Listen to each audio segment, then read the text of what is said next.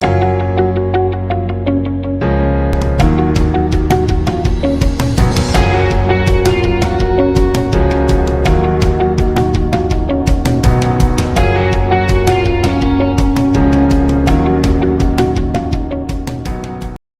वालेकुम, my name is Fazal Wahab, you are watching my YouTube channel. पिछले वाली वीडियो के अंदर हमने स्ट्रिचिंग ऑफ स्प्रिंग है वो हमने पढ़ लिया था, इन एक्सटेंशन इन स्प्रिंग हमने पढ़ लिया था। लेकिन उससे जो रिलेटेड लॉ है वो आज हम पढ़ेंगे, हुक्स लॉ पढ़ेंगे। ठीक है, ये आप देखिए यहाँ पे एक टेबल गिवन है, इस टेबल में ज़रा देख लीजिएगा कि आप एक पहले 0 न्यूटन है तो 30 सेंटीमीटर लेंथ है और एक्सटेंशन उसके अंदर 0 सेंटीमीटर की है। ठीक है, अब 1 न्यूटन लोड हमने बढ़ाया तो जो लेंथ है वो 30 से 32 सेंटीमीटर हो गया। एक्सटेंशन कितना आ गया? 2 सेंटीमीटर का एक्सटेंशन आ रहा है। ठीक है, इस तरह से जो हमने 2 न्यूटन कर दिया, 1 न्यूटन और ऐड कर दिया तो 2 सेंटीमीटर का मज़ीद इजाफा हुआ और ये 34 सेंटीमीटर यानी 2 सेंटीमीटर का इजाफा हो रहा है। इस तरह से जब हमने 3 न्यूटन कर दिया, 1 न्यूटन और बढ़ाया तो 1 और 2 सेंटीमीटर का इजाफा हुआ, यानी हर 1 न्यूटन पे 2 सेंटीमीटर का इजाफा हो रहा है। यानी 1 न्यूटन पे 2 सेंटीमीटर का इजाफा कब तक होगा? ये विद इन इलास्टिक लिमिट होगा। यानी जब तक इलास्टिक लिमिट को आप क्रॉस नहीं करेंगे तो जितना आप फोर्स लोड ऐड कर रहे हैं उसी हिसाब से इजाफा होगा। यानी 1 न्यूटन पे, इस केस के अंदर 1 न्यूटन पे 2 सेंटीमीटर का इजाफा हो रहा है। ठीक है, इसलिए इस रिलेशनशिप को हुक लॉ कुछ इस तरह से बयान करते हैं। वो ये कहते हैं कि विद इन इलास्टिक लिमिट, ये देखिए उसकी डेफिनेशन है, within elastic limit, elastic limit के अंदर the displacement produced in the spring is directly proportional to the force applied. यानी ये जो डिस्प्लेसमेंट, जो एक्सटेंशन या जो डिस्प्लेसमेंट, इसको आप डिस्प्लेसमेंट भी कह सकते हैं या एक्सटेंशन भी कह सकते हैं। तो जो डिस्प्लेसमेंट प्रोड्यूस हो रहा है, ठीक है, that is directly proportional to the load applied या टू द फोर्स अप्लाइड। आप फोर्स बढ़ा रहे हैं तो एक्सटेंशन बढ़ रही है। ठीक है, और हर न्यूटन पे 2 सेंटीमीटर का एक्सटेंशन बढ़ रहा है। तो फोर्स और एक्सटेंशन आपस में डायरेक्टली प्रोपोर्शनल है। यानी जब आप फोर्स बढ़ाएंगे तो एक्सटेंशन बढ़ेगी। आप 1 न्यूटन फोर्स पे 32 है तो 2 न्यूटन फोर्स पे 34 हो गया, 3 न्यूटन फोर्स पे 36 हो गया, 4 न्यूटन फोर्स पे 38 हो गया।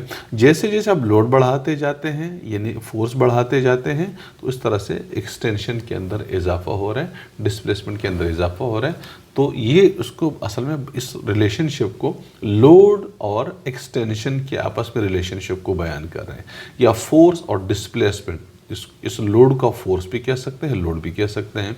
एक्सटेंशन को आप एक्सटेंशन भी कह सकते हैं और उसको डिस्प्लेसमेंट भी कह सकते हैं। ठीक है, तो within elastic limit the displacement produced in the spring is directly proportional to the force applied. ठीक है, डायरेक्टली प्रोपोर्शनल है। इनवर्स प्रोपोर्शनलिटी का मतलब है तो कि एक चीज़ आप बढ़ा रहे होते हैं दूसरी चीज़ कम हो रही है, वो इनवर्सली प्रोपोर्शनल होता है। और डायरेक्टली प्रोपोर्शनल का मतलब कि आप एक चीज़ बढ़ा रहे हैं दूसरी चीज़ भी बढ़ रही है। यानी जब आप फोर्स इधर बढ़ा रहे हैं तो इधर एक्सटेंशन भी साथ साथ बढ़ रही होती है। ठीक है, तो ये डायरेक्टली प्रोपोर्शनल है। और इसका जो मैथमेटिकल एक्सप्रेशन है वो कुछ यहाँ पे गिवन है। ठीक है, वो इस तरह से ये ये वाली मैथमेटिकल एक्सप्रेशन है कि जो F फोर्स है वो डायरेक्टली प्रोपोर्शनल टू डिस्प्लेसमेंट है। F आपके पास क्या है? फोर्स है।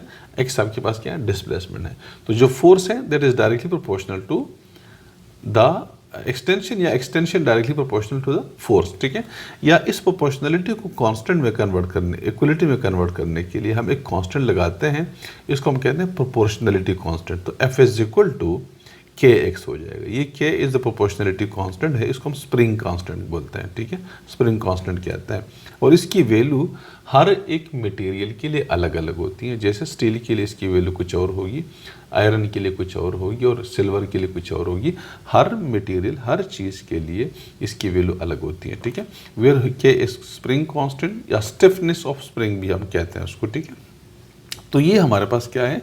हुक लॉ है। ठीक है, इस हुक लॉ की जो ग्राफिकल रिप्रेजेंटेशन है वो ये है। देखिए, ये एक्सटेंशन है, ये डिस्प्लेसमेंट है, ये फोर्स है। जब आप फोर्स देखिए बढ़ा रहे हैं, जब आप फोर्स बढ़ा रहे होते हैं, देखिए फोर्स हमने बढ़ा दिया तो एक्सटेंशन ऑटोमेटिकली देखिए बढ़ गई साथ। अब आप फोर्स इधर कर रहे हैं तो ये एक्सटेंशन साथ जो है देखिए इस एक्सटेंशन साथ साथ बढ़ रही होती है। फोर्स आप बढ़ा रहे हैं, एक्सटेंशन देखिए साथ साथ बढ़ रही है। फोर्स हमने ये कर दिया तो एक्सटेंशन ये हो गई, फोर्स हमने ये कर दिया तो एक्सटेंशन हमारे पास ये हो जाएगी। इस तरह से इसका ग्राफिकल रिप्रेजेंटेशन है। ये हुक लॉ एप्लीकेबल कहाँ तक है? इस पॉइंट तक है, यहाँ तक विद इन इलास्टिक लिमिट। ये जो स्ट्रेट लाइन आपके पास आ रही है ये विद इन इलास्टिक लिमिट आ रही है। और यहाँ जहाँ से कर्व शुरू होता है इसका मतलब ये कि आपने लिमिट को, इलास्टिक लिमिट को क्रॉस कर दिया। अब स्प्रिंग जो है अपनी पहले वाली पोजीशन को रिस्टोर नहीं करेगी, ठीक है। तो ये हमारे पास हुक लॉ है, ठीक है। और इस बिल्कुल सिंपल क्वेश्चन है, इसमें इस सच कोई सिंपल टॉपिक है, इसमें कोई मुश्किल चीज़ नहीं है। नेक्स्ट टॉपिक है हमारा वो प्रेशर है, इफेक्ट ऑन प्रेशर और काफ़ी सारी चीज़ें हैं। तो आगे जाके इंशाल्लाह नेक्स्ट वीडियो के अंदर हम इस टॉपिक को कंटिन्यू करेंगे, ठीक है। Thank you.